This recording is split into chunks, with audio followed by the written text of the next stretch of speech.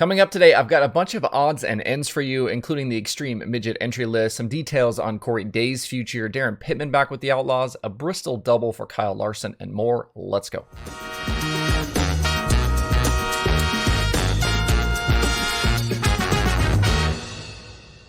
Today is Thursday, March 31st, 2022. Welcome into Dirt Tracker Daily. I'm Justin Fiedler. Before we get into the news and notes for today, I've been thinking about something this week that I want to get your opinion on. On the open wheel side of things, we obviously don't get a lot of crossover between series for a lot of the top drivers. The Outlaw regulars aren't really allowed to do much outside of Outlaw shows, and even the All-Star regulars really stick to their series for the most part. And if you look at the non-wing stuff, there's more extracurricular activity for some of those guys, especially in the midgets, but I think less in the sprint cars.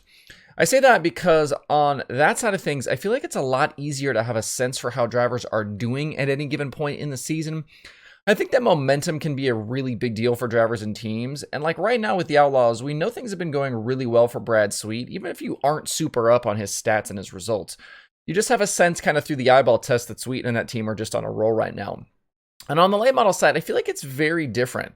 Because guys race with so many different series and tracks through the year, I feel like it can be hard to judge that kind of mythical momentum for some of these guys.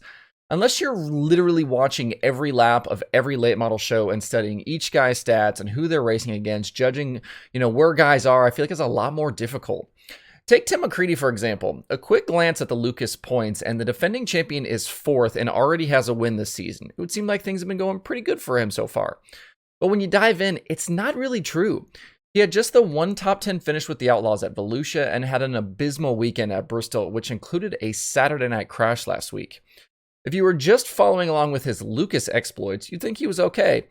But depending on how this week goes at Bristol, when Lucas is back on April 8th at Tyler County, I think you'd have a hard time picking him as a win favorite with how the last 2 months have gone for him. The same is true for guys like Overton or Davenport, or even some of the regional guys like Dale McDowell or Chris Ferguson. Unless you're super plugged in, it's just hard to get a sense for how their seasons are going.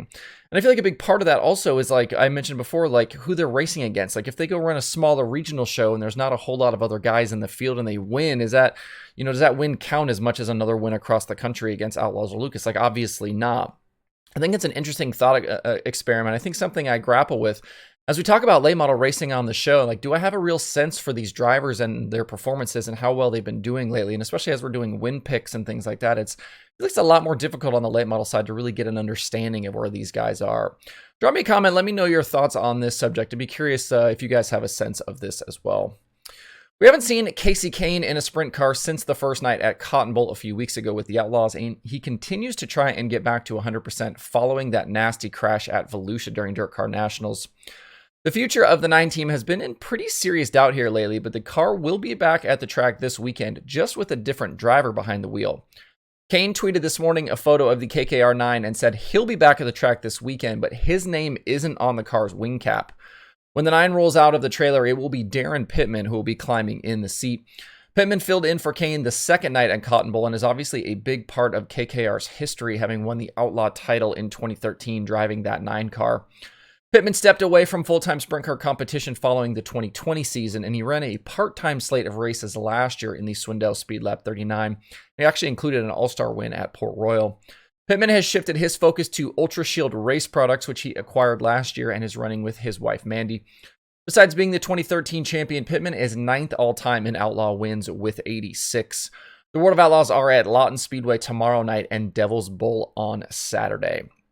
And speaking of sprint car drivers, over the last few weeks as the Outlaws have been out in California, we've talked about Corey Day quite a bit as he made his Outlaw debut, picked up 2 second-place finishes, and led his first ever lap with the series. The 16-year-old is from Clovis, California. He's the son of Ronnie Day, who won a ton around California in the 90s and 2000s in a sprint car. Ronnie was the first ever Trophy Cup winner and is a past champion of the NARC King of the West series. Along with that, Day has been driving for and being mentored by 2-time World of Outlaws champion Jason Myers. So plenty of good resources around Day as he finds his own way in sprint car racing. I've seen and heard in a few places this week that Day will spend the early part of this season driving out in California, but is expected to head east later in the year and possibly run the Knoxville Nationals and a bunch more Outlaw shows. It's good to see his schedule expand and for him to be able to get the opportunity to get some experience on some of these other tracks around the country. He's already got a NARC 410 win. He won a USAC midget show last season and very much feels like he's next in line of those really good open wheel racers that continue to come from California. If you look at the Outlaw points right now, Brad Sweet, Carson Macedo, Gio Scelzi, Corey Elias, Enrico Abreu, obviously even Kyle Larson, all California guys. And you throw in Carson's brother Cole, who's racing in Ohio, Buddy Kofoid, he continues to grow and be impressive. All of these California guys. So Day is definitely a driver to watch this season, and as we talk about some of these young guys, he's definitely towards the top of the list of guys to pay attention to. Yesterday on the show, we talked about Kyle Larson. Speaking of Larson, getting back in a late model this weekend at Bristol. And thanks to this week's Open Red Credentials Denied episode, we know that Larson will be back at Bristol next month with the Outlaws. According to Chris Dolak on that show, Larson is pre-registered to run both the World of Outlaws sprint car portion and the late model portion that weekend. Thursday night, April 28th, is a practice night with the 29th and 30th being race nights. All 4 features that weekend pay $25,000 to win, so if somehow Larson was able to sweep the weekend, he'd get a very nice $100,000. The Cup Series is at Dover that weekend, so not too far away to go back and forth for young money. With the Cup cars back to practicing and qualifying, I wasn't sure how much we'd see Larson this season on dirt tracks, especially closer to those NASCAR weekends, but the miracle of jet aircraft is allowing him to make some of these weekends happen. So we've seen Larson do the Tulare Phoenix double. He'll do the Richmond Bristol double this weekend. And then at the end of April, it will be the Bristol Dover triple. I don't know about you, but I'm here for all of this. Now we just need to get Larson an Indy 500 ride at some point in the future. The Illini 100 is coming up this weekend at Farmer City Raceway. And while most think of this event as a late model show, this weekend we do get to see the debut of the Extreme Outlaw Midget Series. The sprint cars for Extreme got their season started back at Volusia, but the midgets take the stage this weekend for the first time. The series released a pre-entry list for the weekend, and it's 35 cars strong right now, with the possibility for it to grow come Friday. We've talked about some of the full-timers in the past, like Andrew Felker, the Boat Cars, and Kyle Jones.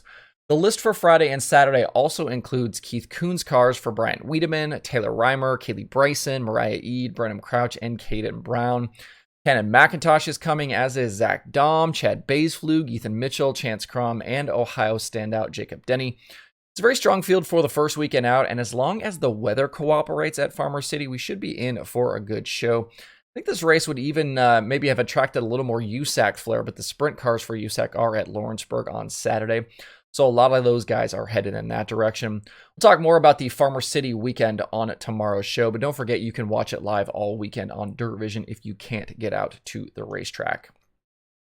If you were hoping to see some sprint car racing in Iowa this weekend, you'll have to wait just a little bit longer, as the IRA and MOA opener that was set for Friday and Saturday at 34 Raceway has been postponed because of precipitation and cold temperatures in the forecast. Series officials are hoping to reschedule that event for later in the season.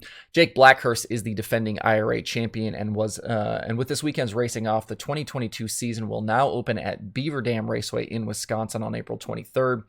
For more info and to see the full IRA schedule, head over to irasprints.com. There are 2 shows on the streaming schedule today. XR Plus has today's action from the Bristol Dirt Nationals, and there is Flow Racing 24/7. To see the full daily streaming schedule with links to watch, visit dirttracker.com/watch tonight. There is a lot of kind of rain and storms and stuff around the kind of southeast and east coast this Thursday, and this is kind of going to be moving that direction as we head through the weekend. So make sure if you're headed out to the track or you want to watch something on streaming, make sure to check those Twitter accounts, websites, to make sure that the racing is actually happening, just because of this kind of band of storms that's rolling through. That's it for the show today. Hope you have a good Thursday. If you have thoughts about the topics on today's show, please leave them in the comments below or tweet at me. Thanks everybody for tuning in. We'll see you tomorrow for more Dirt Tracker Daily.